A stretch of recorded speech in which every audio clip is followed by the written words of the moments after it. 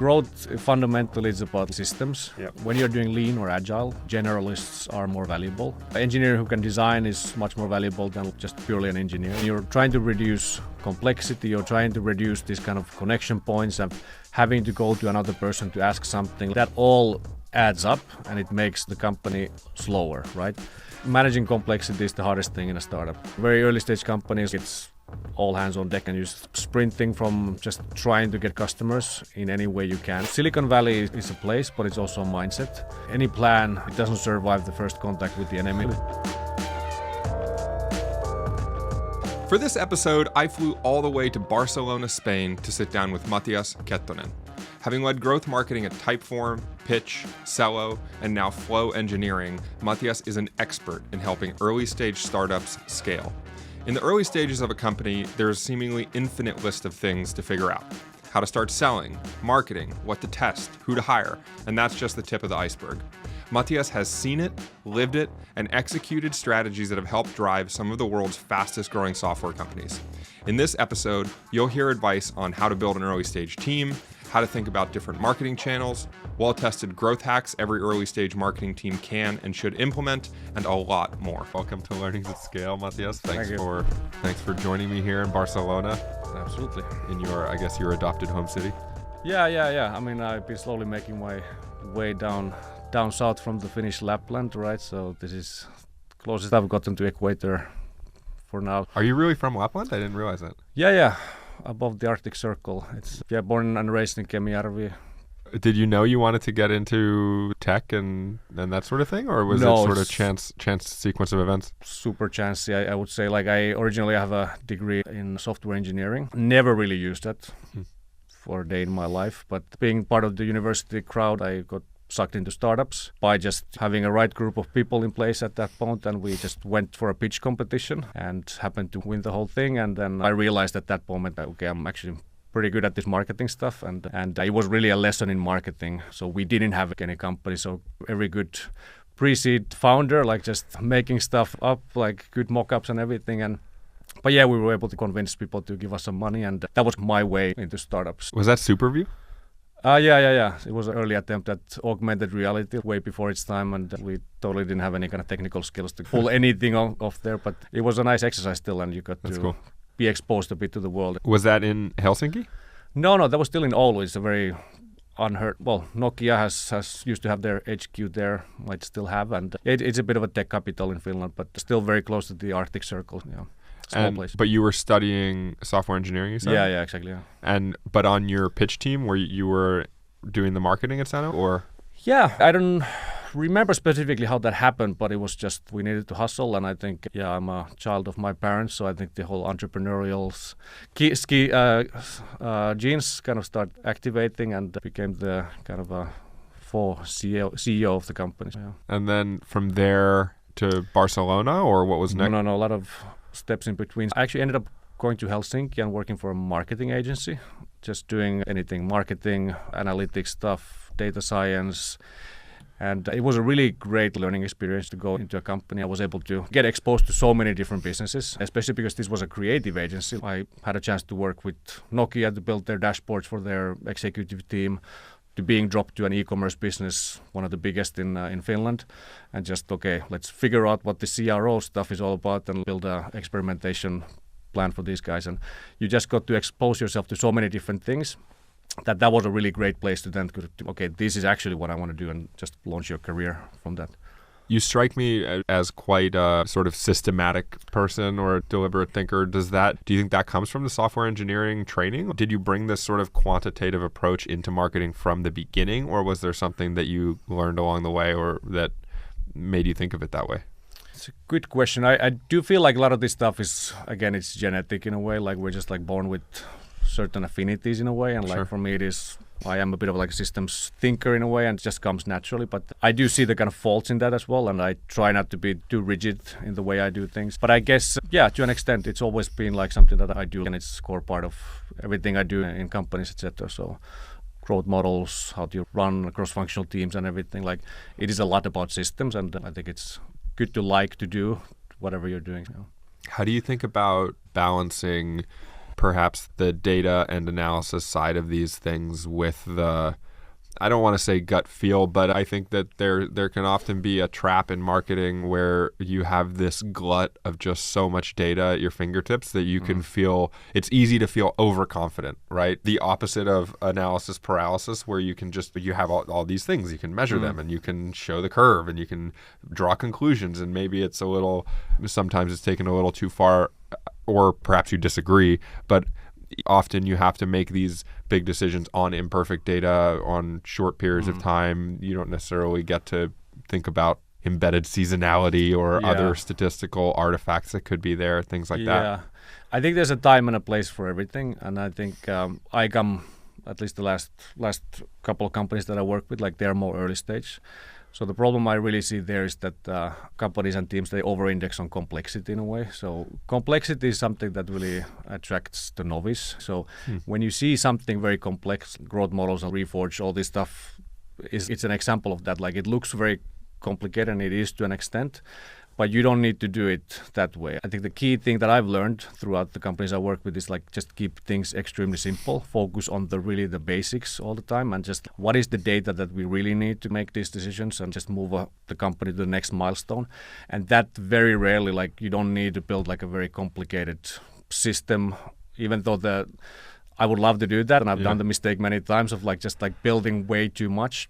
Nobody else than me can understand it, etc. And it just doesn't serve the company as a whole, right? So it's keep things simple and just focus on that stuff, essentially. Like, focus is the key, especially in early stage companies. So especially if you're looking at the data, then it probably sounds like finding a couple key metrics or things that you identify as important. Yeah, absolutely. And they change per the stage of the company, right? We could take this many ways, but like you're starting new channels, for example, it's really like in terms of North Star, you should only be looking at a handful of 2 to 3 KPIs max and just rigorously optimizing against them. Building systems around that and just executing, and consistency is the key. So you want to actually move the numbers rather than just keep on doing the whole analysis paralysis and always switching directions and going to different places. So pick the North Star and just keep at it. You've been a growth marketing leader in some pretty impressive, fast-growing companies like Typeform, and also advised a number of other companies in their early stages. And you mentioned just now having a handful of KPIs. And of course, you said these change by stage of the company, and obviously they're also going to vary company to company. But are there any, when you come in, someone calls you and says, hey, Matias, we want you to come and advise our startup, like day one, what are you looking at to try to figure out what those metrics are that you should be looking at? I think you start with the model. There's a thing called 4FITS model, which is the guy Brian Balfour who founded Reforge. Maybe you've heard of the programs, the best educational programs for like growth marketers there are. It's an excellent place to start. So that offers you the kind of high-level view of how to think about any company and analyze it. We hear a lot about product market fit, but that is actually just the product and the market. It is just one of the fits that you need to get right. You have things like product channel fit, etc. So there's 4 things you need to basically get really well, and that is the place and how you start analyzing any company. Basically, is that what is the market that you're selling to? Okay, what is the product that I can sell to that market? Okay, how do I distribute the product? There's a certain set of channels. Products need to fit the channels and not vice versa. So whatever you're building, how you're pricing it, that determines like your selection of channels, etc. And you try to balance all these things out. Okay, this is how I distribute my product. It needs to be priced this way. And that starts to give you basically, from there, the next level is, okay, what are then the outcome KPIs that we need to have in terms of like actually building this business up, etc. So that is usually the one thing that I use for every single company. And the danger a lot of times is that you just focus on building a great product, which is it's a great approach, being like laser focused in building an amazing product. That is more and more, it's no longer table stakes, but you just need to have that and be really great to just go through the noise essentially. But that is not enough. And a lot of companies that I work with in consulting is that they realize, okay, our product is great, customers love us, but how do we actually distribute this? And then you run into the issue of the way we're pricing the product and the amount of money customers are giving us. It actually excludes us from playing in LinkedIn or some other channels that we thought about we could make work for us, for example. And that's when you start hitting these problems. Whereas if you actually, from the get-go, you have all those assumptions and you have this model in mind, you can already as you're building the product, instead of just running with whatever feedback you get from customers and keep adding features, etc. You really have almost this guidance system for the company to direct it to a place where you only not reach product market fit, but also the kind of distribution insights that come with product market fit. You mentioned channels. When you're thinking about channels at this stage, do you mean sort of channel could be inbound versus outbound? It could be Meta, LinkedIn, Google. How do you define channel? I think it's all of those, but the way you start about it really is, okay, what is the ACV or LTV I can get from my customers, essentially? That's the first level. And after that, you get the idea, if we're a very kind of low LTV product, how do we get that to market? Things like product-led growth, making the product freemium, like those are valid strategies where you can you're basically targeting a TAM that is big enough where you can just bring a bunch of individual users and just make it work from an LTV perspective. Acquisition costs cannot be high in that equation. So again, freemium where users come in, they spread your product through word of mouth or any kind of work product that they build or produce inside the product and distribute that to others, and that will basically bring new users and customers into your product. That is the model you want to go with. Whereas if you are building something, a large LTV product, then a sales-led model makes more sense because for large deals, you need a very different organization to get those deals essentially. So that's the kind of the high-level thing. And then you start thinking, okay, levels below that, okay, specific channels. So for example, in paid, you have LinkedIn, there's Google Ads, there's a wide range of like CACs essentially there. You just need to match that with the LTV that you're having and try to find the right range essentially. So it's very much, again, the decisions you make at the top, they have cascading effects of what is then, can we make LinkedIn work? Can we make content work or any kind of specific other growth initiatives that you will be doing? When you're launching those new channels, how do you think about the setting up kind of an experiment testing plan or experimentation plan? You're not going to, if you're in an early stage company and you have a few $1,000s a month that you can spend on paid, let's say you were talking about, you mentioned LinkedIn ads, you're probably not going to want to go and just take that whole budget and go, okay, let's run some ads, see what happens. I think it depends a bit like how early stage we're talking about, but there's definitely, I think, what I usually think about is instead of just doing a thing in isolation, how can we do things that actually benefit a lot of different aspects of the company at that stage? So when you are an early stage company, there's a gazillion things you need to do. You need to talk to customers, you need to distribute the product, build the product, get feedback from customers. There's a million things you need to do. And if you're able to rank order any kind of growth initiatives you want to do that actually impact and help you advance on a lot of those foundational tracks, I think that's great. And it might not work for everybody, but for very early stage companies, I think one of the best so-called growth hacks is to launch a content, like a project essentially, which is if you are an early stage startup, you most likely you have some vision or like the way you think about the world that you believe in, and you want to get those early customers who believe in that vision and build your initial customer base using that. So what I've done a lot of times is, okay, let's build a content project around this essentially, where we build either a guide or whatever is relevant for your company that you're building. Let's build a guide that really goes in depth into this, our vision essentially, and let's make it chapter by chapter.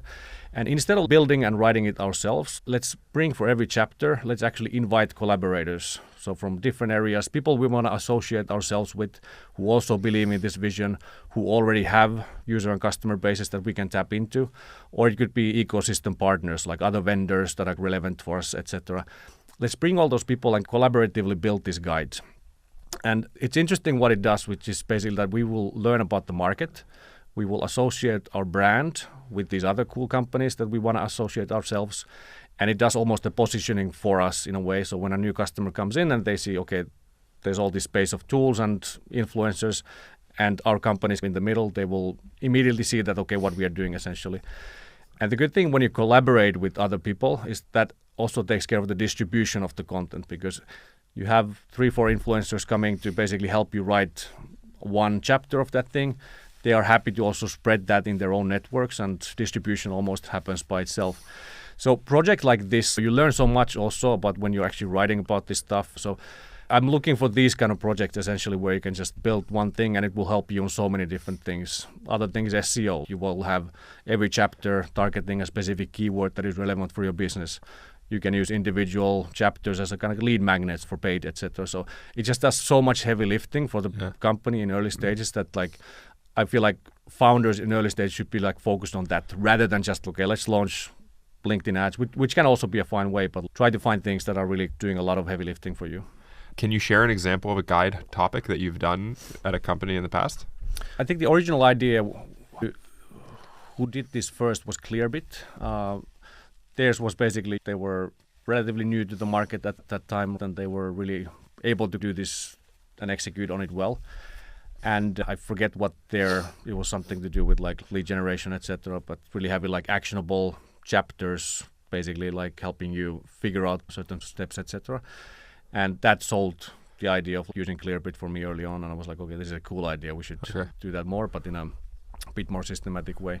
We did that at a bit later stage at Pitch, where it was really about this. Presentations are historically, they're very much done individually, and like collaboration was a very new topic for like building presentations, or at least like very clunky, right? So when you're doing presentations, you're sending them left and right. Collaboration wasn't built in with PowerPoint, for example. So education, like how can teams actually do this? Sales teams, for example, collaboratively build sales decks, distribute them, get the analytics of who's actually opening the presentations, etc., and using that analytics to then improve the presentations, for example. So we did the same playbook here, chapter by chapter, and basically just collaborating with relevant people and building follow-up campaigns with those people. And your content team can basically stay with that single project for 6 to 9 months and really be, again, like focused on great execution rather than switching tasks all the time. Because this chapter by chapter approach, it also lends itself to basically you do one chapter and you use the same playbook to release the follow-up chapters, right? So it makes it easier for your team as well to just like, have this backlog of stuff that they can do and just get better at doing it. And that's great. And now at Flow Engineering, we are doing the same thing. So we're basically doing a bit of like a paradigm change in the terms of like how we're doing engineering and agile engineering in specific. So we want to basically write the new playbook for how do you do agile engineering in hardware companies. And we don't have the full outline yet in plan, but we are getting started with this project and it makes a lot of sense for us. So as you're in the process of outlining it right now, do you have a number, let's say, in mind for how many chapters it should have? No, and this is another thing. So the way we are basically building this is almost collaboratively, right? Usually you as a company, like sometimes the founder is the authority on the specific topic that you're doing, but in many cases there are people out there who know more about the topic, right? So the way we are basically building this is we're actually, instead of doing traditional outbound where we are just asking people like, hey, this is our product, please buy it or become like a design partner, we actually just go in and ask, hey, you're an expert in this field. We're building this new thing, this guide thing. We would love you to be an expert and just come and explain essentially like how you do this thing. And you would be astonished like what the response rate for this kind of messages is. So we basically bring in these people, we talk to them, we have an outline, we will share them with them, and they will give us feedback of, okay, that's not so interesting, you should definitely do this thing. And once you rinse and repeat that with enough people, you will actually arrive at a very like a killer outline for what you actually need to do, because it's fully based on what the market actually wants to read. And is the outline as simple as the chapter headings that you guys have in mind, or are you getting more in depth on each one? What does it actually look like if we open the Google Doc? It's not a Google Doc. It should be a landing page. What I found as well is that whatever you do, like you do ads, you do content, you do outbound, like you really need to, in order to break through the noise, like you need to amp up the quality. Throughout the 10, 15 years that I've been working, like that is becoming more and more true. There's just so much noise out there. You mean in terms of the actual product, the final thing, like how you're just going like to deliver people it? getting inbound and asks and all that stuff. So in order to break through that barrier, like you really need to over-index on quality, right? So what we actually do is basically we already built a landing page. We make it look real. We will have actually people already attached to individual chapters. And for the recipient, it's not just, okay, it's a spreadsheet of some like text. Man, this is not real. Like, why do I want to contribute to this thing? But when they actually see already, okay, there's a landing page, it seems like it's like already going, it's almost already ready. There's all these like 5 other people that I find aspirational who are already committed to doing this thing. Again, like they will be so easy, it will be easy to convince them to jump in there essentially. So it's a kind of a way of like slightly faking it, but just generating this like activation energy at the beginning where you just sell them on the vision of the thing. And But I mean, when I say Google Doc, what I mean is that if we go even one step back to when at some point it was probably a Google Doc, or it might have been a Word doc, or might have been written in your notebook or something. But at that point, at really going from 0 to these first 5 that you then need to have that sort of activation energy, as you called it. What does it look like at that point? I think it's a very kind of company specific thing. So it's really, you need to understand your market and really what are you selling and like how best sell the vision, etc. But I think in general, like you should have don't over index on the vision. It should be always like super practical. Like vision has a place, but like they rarely buy the vision. They buy the kind of how can this help me in my life, really. So the chapters usually they should be very practical in a way of helping solve problems, be very based on case studies from others and evidence from other companies, etc. So it's really actionable. Like you want to go really deep on that. Any original research that you can produce, for example, studies, etc., that kind of shows something that was previously hidden. These things are always quite powerful. And if you have a unique framework, for example, that in your space you can produce, I think those things are always great ways of displaying value, and you get people to click and read those things when it's, again, you're providing something new and something of value, basically. So at the beginning, you might have, for those first 5 chapters, which you're then going to use as this tool for getting the next level of contribution, you have some combination of maybe people that you have a relationship with, people that you think will be willing to help out, or effectively guest writing a blog post by the sounds of it in a way. I don't know if you'd characterize it differently, but then you're blending that with sort of case examples that you have from the actual business application, and that's your foundation.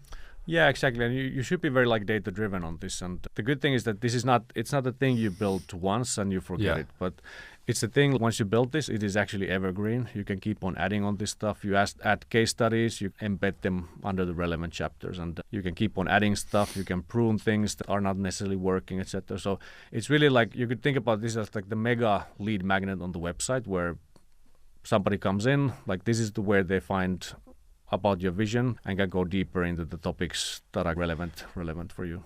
When you, sorry to just keep hammering on the beginning of this, but I'm always fascinated by the 0 to 1 aspect of these things as someone that is bootstrapped and bootstrapping a business.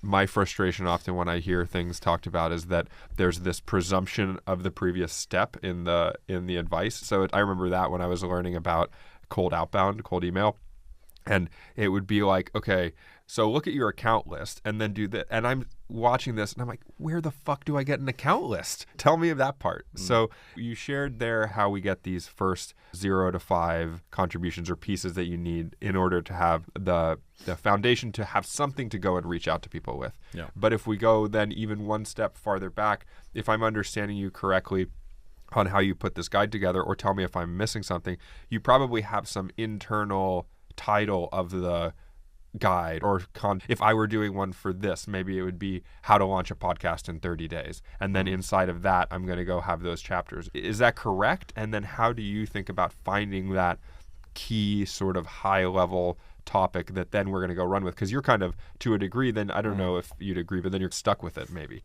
Again, I think it's very company specific. Like it really depends. Like, what are you doing? Are you doing collaborative presentations? Then you're early. The idea is new. You need to educate the market basically, and this is the first kind of iteration on that, right? So let's do the guide around like how do you collaboratively build presentations, how to save time by doing this, etc. Like how do you actually, why is this better way of doing things compared to the previous way of doing things, etc. Who are our villains? What are we against here? It's really, that can be the presentation space, but in any other kind of vertical, it could be a different story that you need to tell. It's telling the core story of your company essentially and finding the best way to convince kind of your users and customers to buy into that story essentially. So I don't think for the earliest initiation phases, I don't know, some companies don't necessarily have a story to tell like that, but from my experience, if you're really out there, you're really early with your idea, etc., like it is usually the case, even in these kind of more established fields of, if you're doing analytics, for example, there are niches within that world, which is okay, like user-based analytics, or just drill into that specific area essentially and just explain it in whatever way works for you. Basically, like why are we different and why you should buy from us instead of somebody else. That makes sense. So you have, it could be like you said, it could be a story or something maybe that through customer conversations, people have an aha moment around or something like that. Is that how you figure out, oh, okay, this is maybe something then to go and worth educating on if there's not a ton of other content on it or that sort of thing? Yeah, I guess earlier stage you are selling. Like everything you're doing is like you have an MVP that you built. It could be even a landing page, and you start talking to people and you try to understand their problems. Why are you frustrated with the current tools? What are you looking in terms of alternatives? What are you doing right now? Do you believe in also like this vision that we have, etc.? And it's really like you just have open-ended discussions with people, and I think that is the way of understanding like, okay, what does the target market basically care about? And based on that, that is how you start building a website as well. Like the value props come from those conversations. The same thing for content, really. Okay, so now we've come up with our idea or the kind of theme for this, got the first 5. Now you build a landing page. Is that, when you say landing page, typically, and I know this is, you might say this is going to vary company to company, but I'm just curious how you'd actually implement this. Is it a landing page where you're doing download to get the thing, or are you usually doing it more like a blog post with multiple chapters? And is that what you mean by landing page? I can give you a practical example. So I was part of building this WeForge competitor in Europe, which was a like educational program, like cohort-based programs for marketing and sales professionals. And we had exactly the same challenge of, okay, we're super new to this. We don't have anything that we've done in the past in terms of programs. How do we get people from Airbnb and other N26, like these large European or American companies, like their senior people, to come and build content for us? That is a real challenge, right? So the way we did that basically is for the part of like, how do we get collaborators to actually build this content together with us? We basically just build like a mock-up on Figma, just make it look pretty, etc., and just screen grab that. It doesn't even need to be online necessarily, although with page builders these days like Framer, it's very easy to just get a Figma design and make that into a website. Right. There was no call to actions, etc. It was just, again, just presenting, okay, this is what we're building, coming soon, leave email here, and just if you're interested. So for the collaborators, that it looks real, that this is actually, it is happening. There's a date at that, it's 6 months ahead, like this thing is actually launching. So then they basically sees that, okay, wow, I want to be part of that thing. I've been looking to get these insights off my chest essentially and do that. So that made selling really easy. Like we were able to get very high up people to collaborate on the program, and everybody's happy. It's just this kind of like, how do you create this? How do you make it seem real and look real and create this initial activation energy instead of just like cold calling somebody or sending an email and just, okay, we have this idea of, here's a 5 bullet points. Like, it is so difficult to imagine how the end result will actually look like. And you do that. And then later on, when you start like getting actually people, in our case, to get people to subscribe to this program and sign up for the first cohort, then you need to have something more real. Like you need to have the more or less like finished website ready. But again, you don't need to have the content ready. Like none of this stuff. You're still selling an idea, but just to a different audience, basically. So I'm a huge believer in faking things to a large extent. Like it is not a bad thing. It is still, you're still marketing the idea and selling the thing. And as long as you don't actually you're not lying about the thing, like it is. It's coming. Yeah, exactly. I think it's a win all over. Now I feel like I fucked up. I should have made a landing page for the Learning to Scale World Tour. Yeah. Somebody from whatever OpenAI could be sitting here instead. So this is, I really like this. This is a very it's like specific thing that you'd execute. When you have now this finished, or not, you mentioned that it can be a living document, so maybe it's never finished, but we're beyond that point we had talked about. You have it's published, there's multiple contributors online, it's out there, and you have this thing, it's done or ready. How do you go about then getting the commercial value out of it? Is it in the early stages? Is it more from giving the sales team a thing to use in outbound? Are you putting paid budget behind it? Is it an SEO play? Is it all the above? How are you actually turning something like this into sales, which is obviously the end goal? It can be a lot of those things for sure. Like I think in our case at Flow, for example, like it will do a bunch of work for SEO. It's arguably one of the better like lead magnets you can use for when you're running your paid campaigns, for example.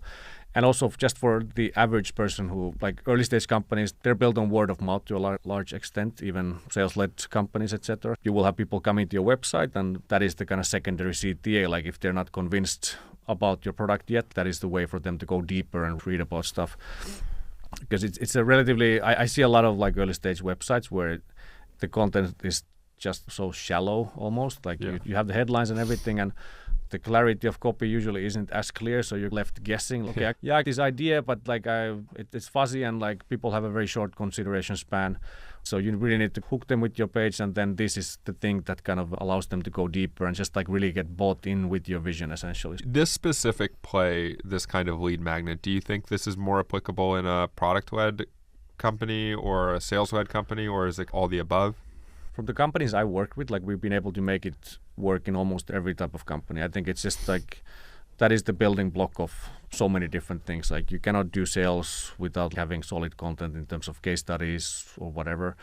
And you cannot do like acquisition at scale if you don't have content to build your SEO strategies around, etc. So it's really, I think, all over the place. I think the nuances are a bit different in terms of what you want to do, and depends on your individual, whatever topical authority you want to build, etc. What are the individual keywords? But yeah, I think like content is, again, it's one of those table stake things that you just need to, I would argue every company has to have something, right? Yeah. I could keep asking you questions about this, but I want to zoom out or scroll back to growth models and product-led growth in particular.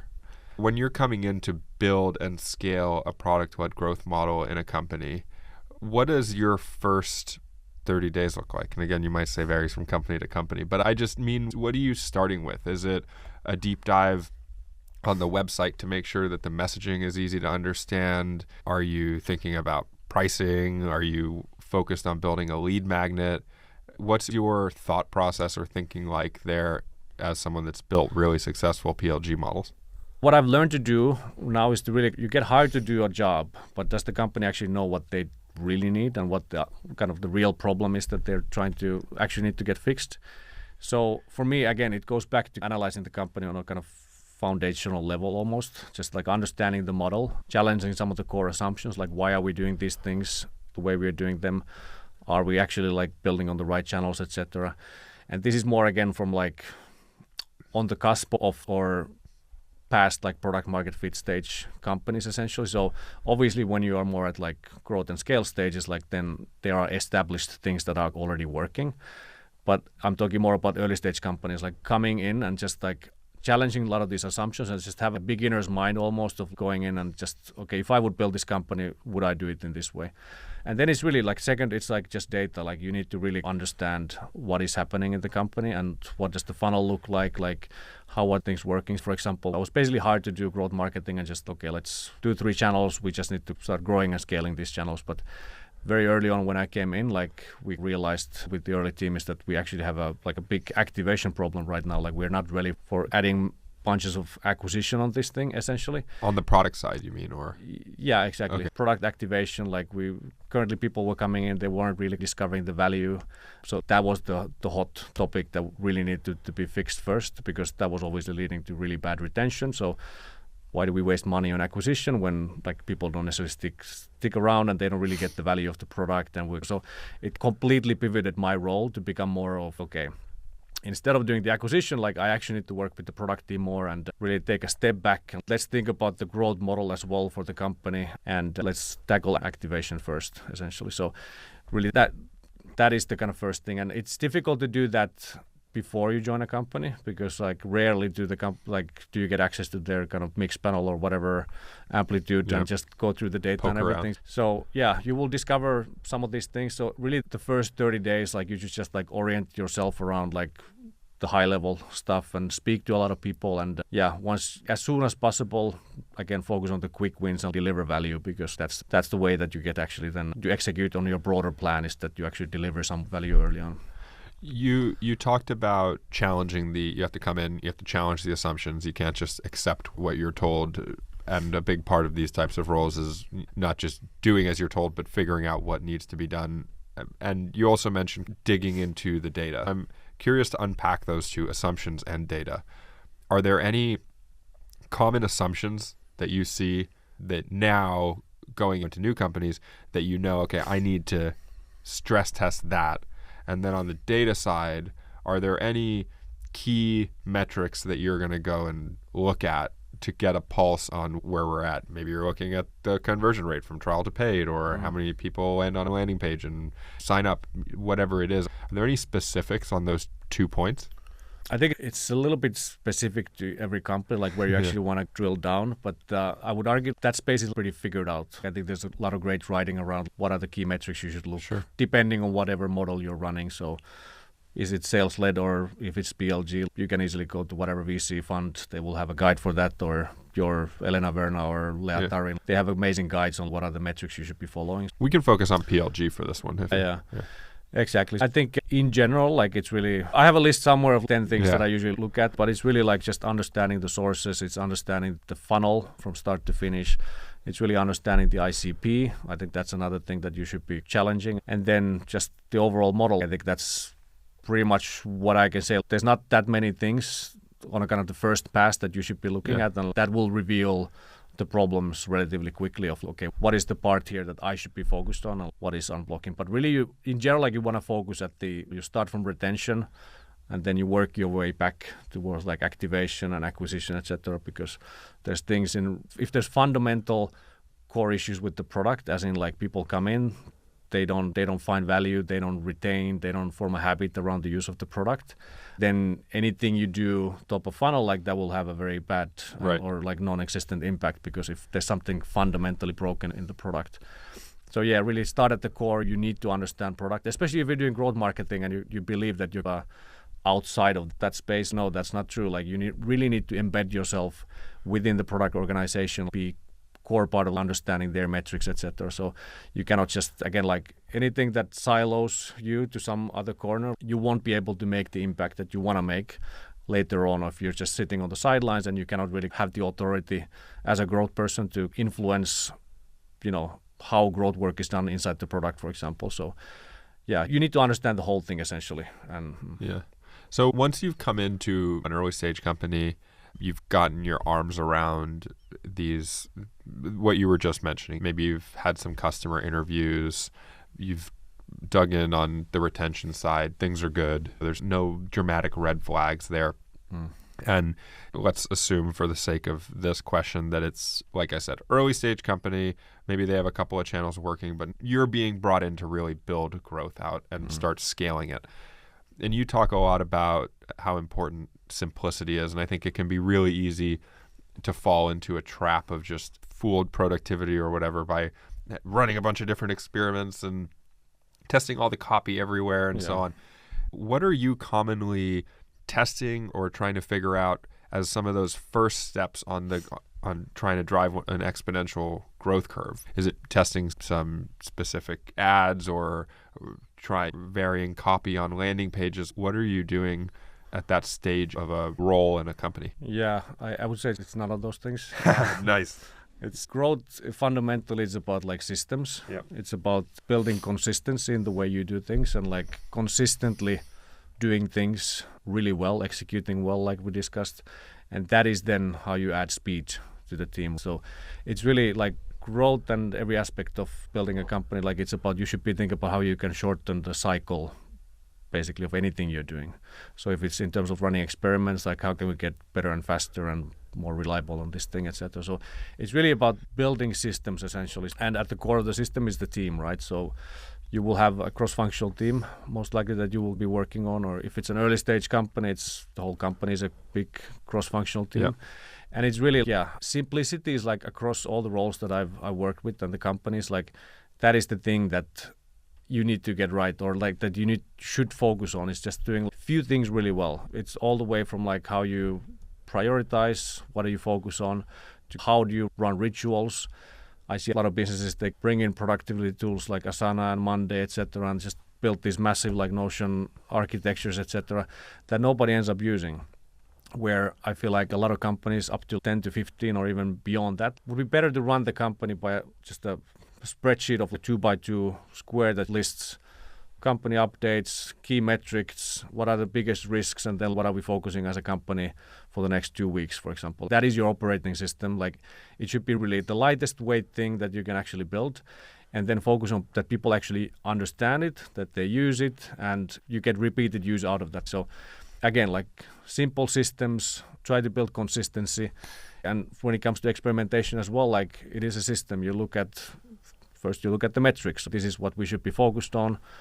You create an experiment backlog for that. You start running them and building them as a team. You do the whole test and learn approach, etc. And it's rinse and repeat. To me, like a lot of this stuff, like it's sold as it's more kind of complicated than it actually has to be. Foundationally, it is relatively simple, but not easy, because like there's a lot of stuff that comes when you're actually trying to execute that. You're dealing with people. There's conflicting priorities.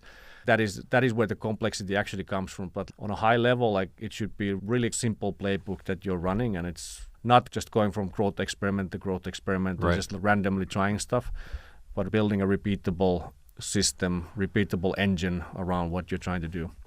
You mentioned having a backlog of growth experiments, and in the spirit of keeping it simple, how do you think about and then track or manage sort of the big experiments versus small experiments?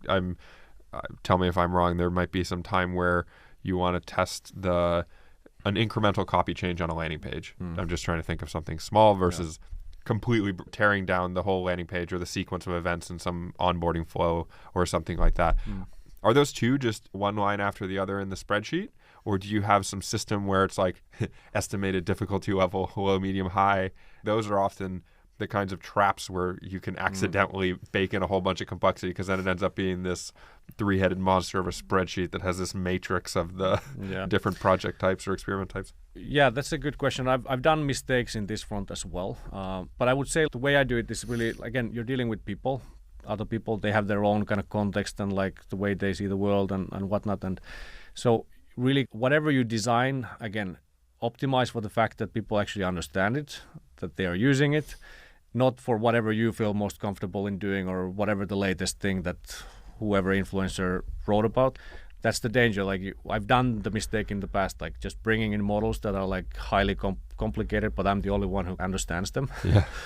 So I would say yes, you can. There's definitely a place for like very simple thing of just level of effort, like what is the likely impact, etc. If everybody's on the same page and there's like a rough understanding of what is actually most important for us to do, go ahead and do that. I think that's an easy way to start. But what I've always found to be more useful is maybe that to make it like really what is easy, what is hard, what is high impact, what is low. That's super subjective. So when you have a larger team, like you can make that more specific. I like to break it down more around, okay, this experiment, like how many people will actually be exposed to this? If we do a change here, let's say on a website, versus if we do a change in checkout flow, like what is the actual number of individuals that will actually see this thing? Okay, how many, is this like a half a sprint thing, or does this actually take like a long time? Like how many engineers specifically need to be involved in this? You can go deeper into this thing, and it's really, again, depends on the team that you're running and the company, etc. But to be really specific and scientific on this stuff, like there's a time and a place for that where you can just take out all the guesswork.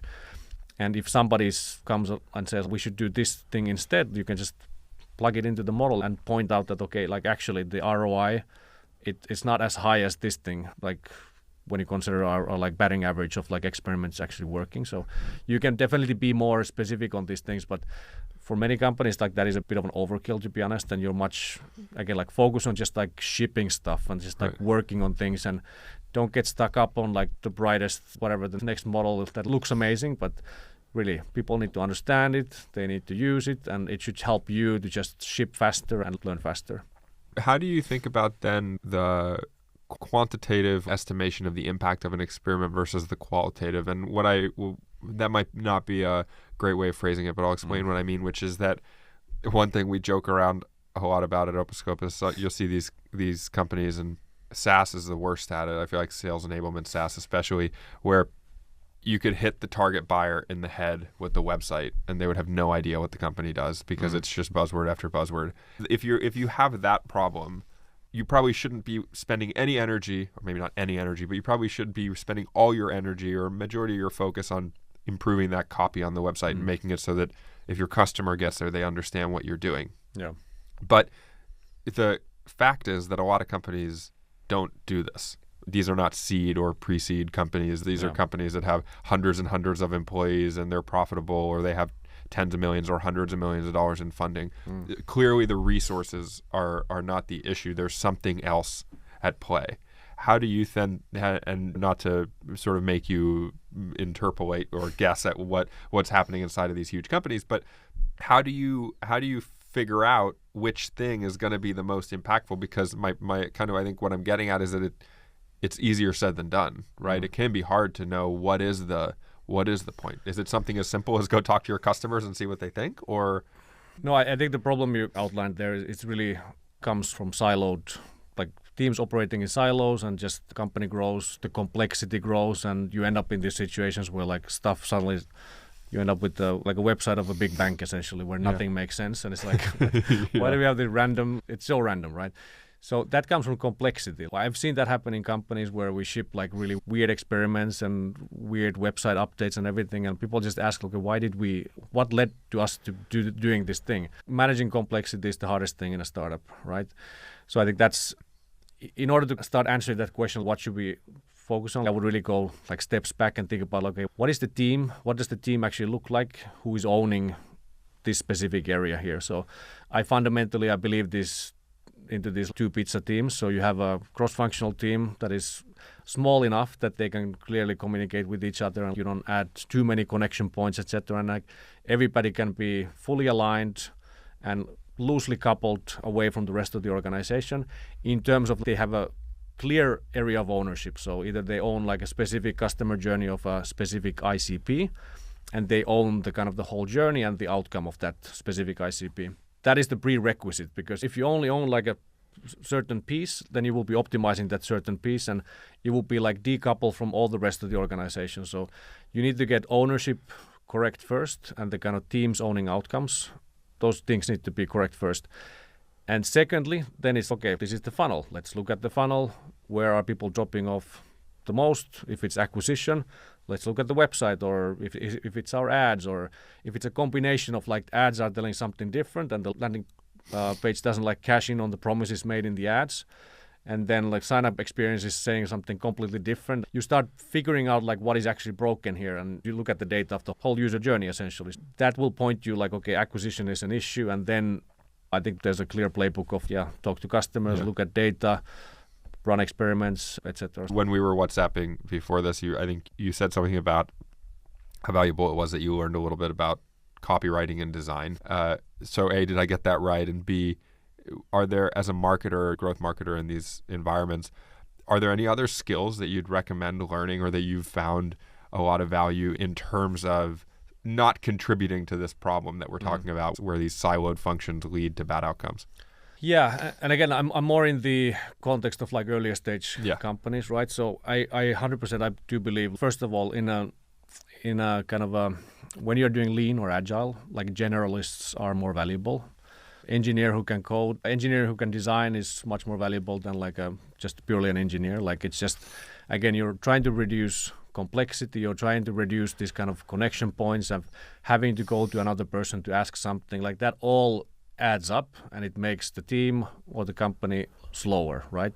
So you want to reduce these kind of stopping points and like number of connections. It's just like having generalists in the team who can just keep on doing stuff. If they hit a hurdle, they don't get blocked by that, and they don't need to add that to a task for somebody else to do, but they can just keep on going. They can do the first version, for example, even if they're not an expert, and just somebody can come in and polish it up later. But yeah, generalists are much more valuable in like this context of agile and lean and just moving fast.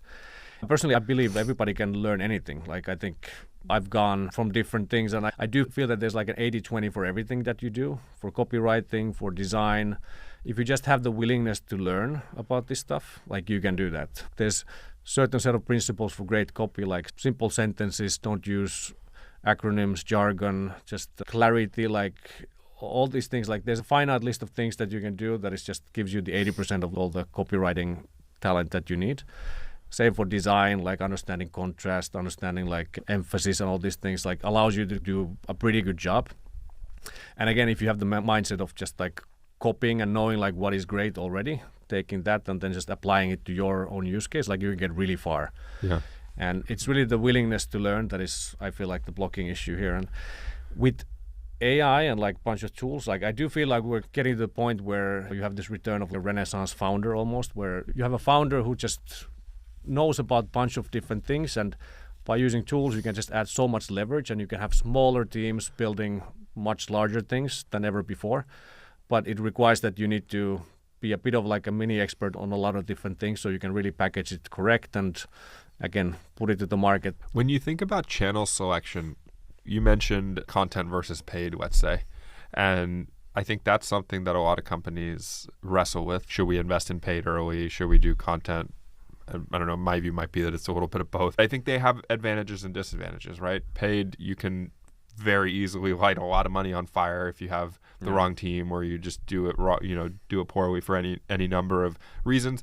But on the other hand, if you get that working, it can get working very quickly. And then now, instead of talking conceptually, we actually have some customers coming through the pipes. Sales is talking to people, action creates action, and then you get momentum. Yeah. On the other hand, something like content can be slower to get going. Not in all cases. There are certainly examples of companies that get content going quickly, but I think it's probably safer to assume that won't be the case in terms of preparing for the investment that's going to be required.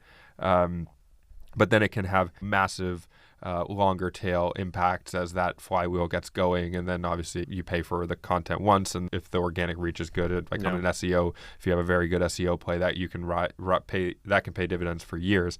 If you're thinking about channel selection with the goal of getting 2 or 3 early channels going, what are you looking at, and do you have a preference one way or the other? And if the answer is it depends on the company, what are you looking at to make that determination? I think what I found as well is that companies, and especially founders, they have a specific DNA. They're good at some things, but not necessarily good at other things, right? So you have a list of channels, but do we have DNA within the company? It's like content in the company DNA, essentially. Can we make great content? The answer might not be yes in every case. I think you need to do something, but maybe you're more like great at selling, for example. Then it's much easier to go to paid, for example, where you can essentially take the things that you know that work in outbound. It's the same value propositions, etc. It's much more just closing focused, essentially, which ads are as well. So maybe let's extend there first, because that is like closer to what our strengths are, essentially. But yeah, the other thing is like channels keep on changing all the time. There's also competition.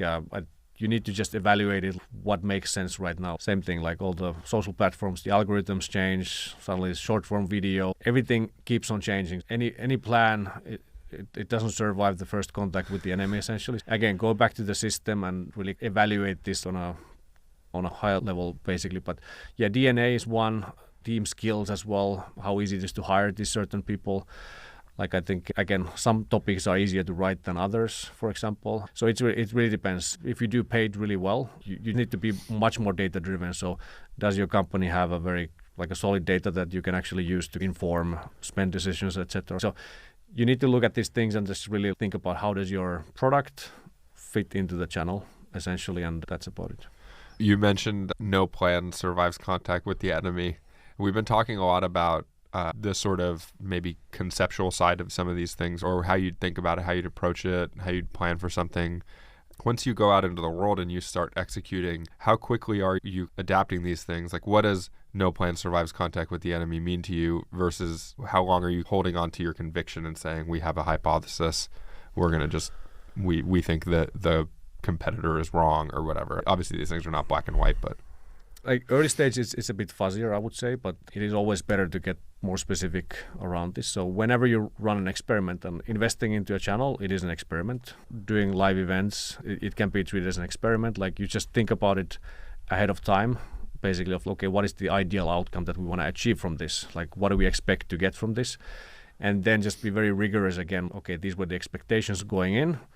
Did it match it? Is it can we make this work? Again, you can be very metrics driven in saying, okay, events, can we make them work for us? Yes or no? How much do we need to put time and money into these things versus how many leads we actually get and or build brand awareness, etc. So all these things you can be really data driven about, but it's really, before you commit to anything, be very clear on what is the success criteria here. Because the worst thing is that you go in and invest a bunch of money in doing a thing, and then at the end, does it work, or should we invest more on this? It's unclear what you would do. Again, take a very data-driven approach. I think it's totally doable. How do you determine the success criteria for a given thing if it's not something direct like signups or closed won revenue or something like that? It should be, as much as possible, be directed to the outcomes. So for paid, even if you don't really early stage company and you don't have like a solid like LTV. You can estimate that to an extent. And then once you start running LinkedIn, for example, you get the early data of, okay, how much does a lead cost to us? How much does a customer cost to us from this channel, etc. And it's just, okay, let's assume that by optimizing the channel, we can improve our CAC, for example, by X%. Once we ship these features, we can improve our close rate by X%. So you will have some like assumptions baked into it, but directionally, you should be able to have an idea of, okay, what is the success criteria for LinkedIn right now? Can we make it work, assuming these things we improve in the future? How much value do you place in something like CAC by channel when all of these things are intimately related to one another? Like you mentioned earlier, we were talking about the lead magnet. If you take the same company in two alternate universes and one has fantastic lead magnet, even if no paid is behind it, and the other one has no lead magnet, all else equal, you would assume the one with the lead magnet to work better just because someone's going to find their way to the website, they're going to see this thing, they're going to get value out of it. And then further, it's almost impossible to have completely accurate measurement. If you're taking LinkedIn as a channel, LinkedIn's super expensive. Maybe we get them on, we identify them on LinkedIn because they have good targeting, and then you're remarketing at them or retargeting them on Meta, and you're getting them on Instagram, and then finally they click through a Google search ad. It would be really challenging to actually know what the CAC by channel can just have a lot of noise. You might want to look at blended metrics, but I'm curious, how do you reconcile those two to get value out of the channel metrics while not, it can be easy to take it too far and then say, oh, let's just turn that channel off. Content's not working because we can't measure it. Yeah. So my experience may be a bit controversial here, but I feel like that's another area where people get sucked up with the complexity of attribution. Like I find, especially at pre-seed up to Series A, your attribution should just be asking every single sign-up and customer who comes in, where did you hear about us? And just like, that's like good enough. So just use that. Don't get sucked up on this whole that there's so many different touch points and everything. That will just bog you down and doesn't allow you to make decisions. From my experience, just asking people, again, depends a bit on the kind of what is the sign-up journey, but I see regularly like this stuff happens that people see an ad, they come to enterprise website and like that there's already some signal you can tap into, either they download something or they leave their email, etc. But yeah, keep it simple. I think that is the key here. Keep attribution simple and you will start to see like what is actually driving stuff. Are people mentioning individual content pieces? Are they mentioning that they came to saw an ad, etc.?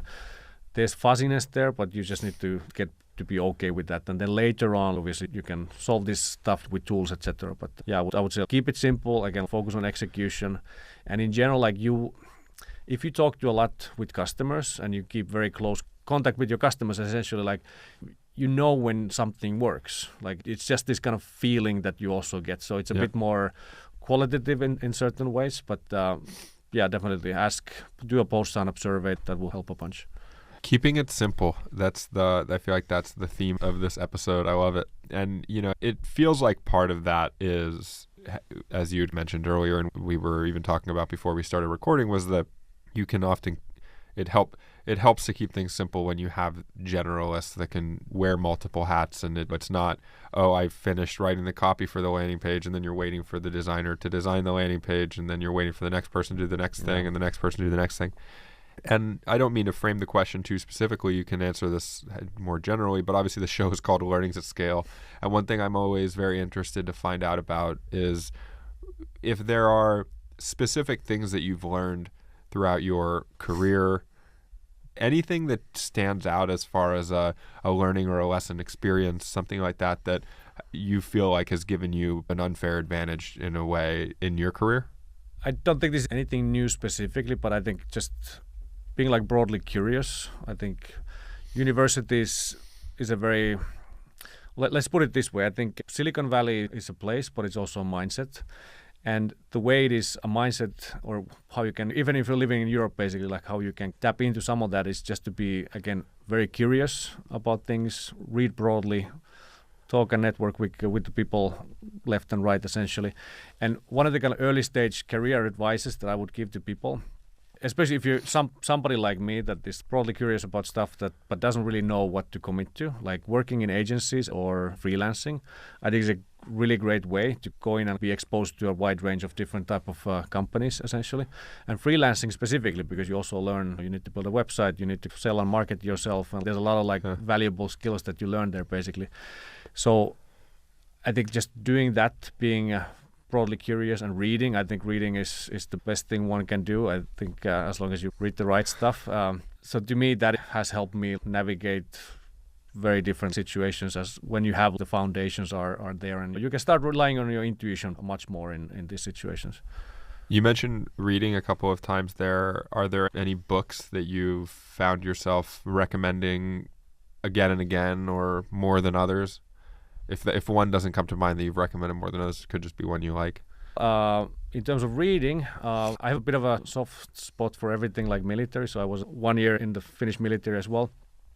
And even though like we're not in any kind of war situation or anything, military is still the place where the stakes are the highest. And a lot of the stuff that we are now using in startups, for example, and in companies, like military has done that before.